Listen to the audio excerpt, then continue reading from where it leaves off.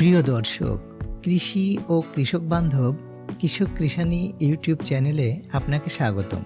মাত্র 4টি বিষয় যদি আপনারা ফলো করতে পারেন তাহলে 1-2 মাসের মধ্যেই ছাগল মোটা তাজা করতে পারবেন। অনেকে বলেন ছাগলকে এত খাবার দিচ্ছি, এত ঔষধ খাওয়াচ্ছি, কিন্তু ছাগল তো মোটা তাজা হচ্ছে না। কি করলে ছাগল মোটা তাজা হবে? তাই আজ আলোচনা করব ছাগল মোটা তাজা করার সম্পর্কে, যেন আপনারা খুব দ্রুত ছাগল মোটা তাজা করতে পারেন। তো চলুন ধাপে ধাপে বিষয়গুলো জেনে নেওয়া যাক।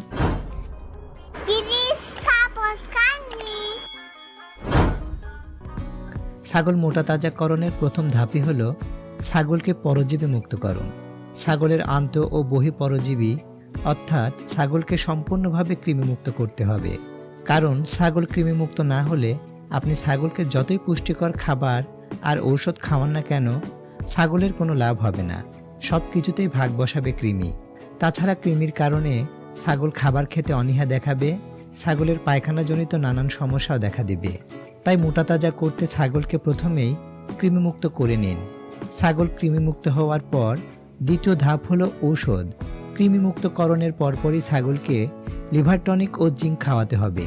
এতে ছাগলের দুর্বলতা অনেকটাই কেটে যাবে, ছাগলের রুচি বৃদ্ধি পাবে এবং খাবার খেতে আগ্রহী হবে। এছাড়াও ঔষধ হিসেবে ভিটামিন বি কমপ্লেক্স, ক্যালসিয়াম ও গ্রোথ বৃদ্ধিকারক ঔষধ খাওয়াতে হবে। তবে এ সকল ক্ষেত্রে একজন অভিজ্ঞ ভেটেরিনারি ডাক্তারের পরামর্শ নিয়ে ব্যবস্থা গ্রহণ করবেন। এবার আসি তৃতীয় ধাপে, পুষ্টিমান সম্পন্ন খাদ্য। ছাগলকে পর্যাপ্ত পরিমাণ কাঁচা ঘাস লতাপাতা খাওয়াতে হবে। যাদের কাঁচা ঘাস লতাপাতা খাওয়ানোর তেমন ব্যবস্থা যদি না থাকে, তাহলে খড় প্রক্রিয়াজাত করে বা ইউরিয়া মোলাসেস স্ট্র খাওয়াতে হবে। তাহলে কাঁচা ঘাসের অভাব অনেকটাই পূরণ হয়ে যাবে। যদি ইউরিয়া মোলাসেস স্ট্র আপনাদের ঝামেলা মনে হয়, তাহলে কমপক্ষে ছাগলকে ছোট ছোট করে খড় কেটে অথবা দানাদার খাবারের সাথে চিটাগুড় যোগ করে ছাগলকে ধীরে ধীরে খাওয়ানোর অভ্যাস করতে হবে। চিটাগুড় ছাগলের হজম শক্তি বৃদ্ধি করে। এতে করে ছাগলের বেশি পরিমাণ খাবার খাওয়ার আগ্রহ বেড়ে যায়। ছাগল দ্রুত সময়ে মোটা তাজা হয়ে যায়। ছাগলকে মোটা তাজা করার আরেকটা গোপন বিষয় হলো ছোলা পানিতে ভিজিয়ে রেখে যদি অঙ্কুরিত করে ছাগলকে সেই গজানো বা অঙ্কুরিত ছোলা খাওয়াতে পারেন, তাহলে ছাগল 1 মাসের মধ্যে অনেক মোটা তাজা হয়ে যাবে। সর্বোপরি ছাগলকে পরিষ্কার পরিচ্ছন্ন পানি পান করাতে হবে।